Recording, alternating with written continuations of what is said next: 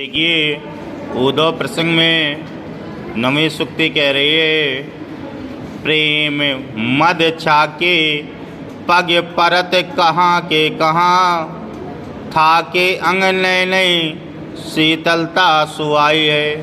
ये उस समय का वर्णन है जब सभी गोपियाँ, नंद बाबा, यशोदा मैया, राधा रानी सभी उद्धव को उपहार दे देती हैं और उद्धव वो प्रेम भरे उपहार को लेकर के मथुरा नगरी वापस आ रहे होते हैं। उस समय का यहाँ पर वृत्तांत बताया गया है।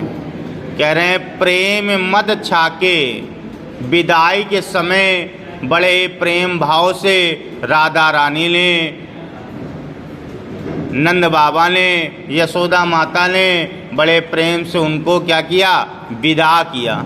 प्रेम भाव से उनका आदर सम्मान किया और उसके बाद विदाई भी की।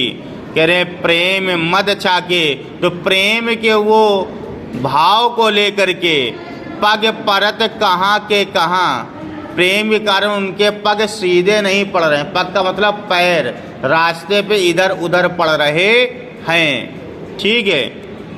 प्रेम मद, मद का यहाँ नशीला, मद का वैसे तो मतलब होता है नशा, नशीला। यहाँ नशा नहीं, आगे प्रेम जुड़ा हुआ है, तो यह प्रेम का नशा है। जो विदाई के समय उनको प्रेम मिला, उस प्रेम के नशे में उनके पैर सीधे नहीं पड़ रहे हैं, कहीं इधर कहीं उधर पड़ रहे हैं। था के अंग नय नय शीतलता सुहाई है। था के अंग, ऐसा लग रहा है जैसे उनका शरीर थका हुआ हो। था के अंग यानी शरीर कैसा थका हुआ हो, और आँखों में शीतलता यानी आँखों में उनके निद्रा भरी हुई है। शीतलता यानी बड़ा संतुष्टिपन भरा हुआ, शीतल है। थका हुआ शरीर सोने को मांगता है, इसीलिए पैर इधर उधर पड़ रहे हैं। तो यहाँ भावार्थ यही निकल रहा है कि शरीर थका हुआ लग रहा है और आँखों में क्या, शीतलता सुहाई है, बड़ा स्थिरपन है। वो मतलब ऐसा भाव है कि उनको आराम चाहते, जाना नहीं चाहते, आराम करना चाहते हैं वहीं पर। ठीक है। कहे रत्नाकर यो आवत चकात उबो, मानो सुधियात कोई भावना भुलाइए। रत्नाकर जी कह रहे हैं यो आवत चकात उदो, मानो सुधियात कोई भावना भुलाइए। उद्धव इस प्रकार से चल रहे हैं, उद्धव इस आवत चकात उद्धव, उद्धव जो चल रहे हैं, जो लग रहा है वो इस प्रकार से लग रहा है जैसे वे कोई बात भूल गए हों, उस बात को याद कर रहे हैं और चल रहे हैं। कभी कभार क्या होता है, आप लोग भी देखना, बड़े गंभीर रूप से चलते हो तो आपको कुछ समझ में नहीं आता अगल बगल क्या हो रहा है, आप सोचते रहते हो, चलते रहते हो। वैसा ही यहाँ उद्धव के साथ हो रहा है।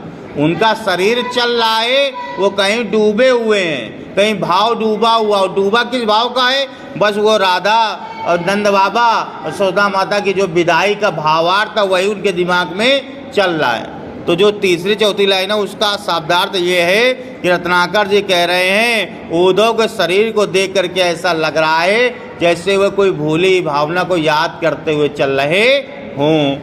आगे कह रहा है धारत धरा पे न उदार अति आदर्शो, सारन बहोलनी जो आस यदि आई है। जो सामग्री उनको दी गई है, धारत धरा पे ना, उसको धरती पर नहीं रख रहे हैं।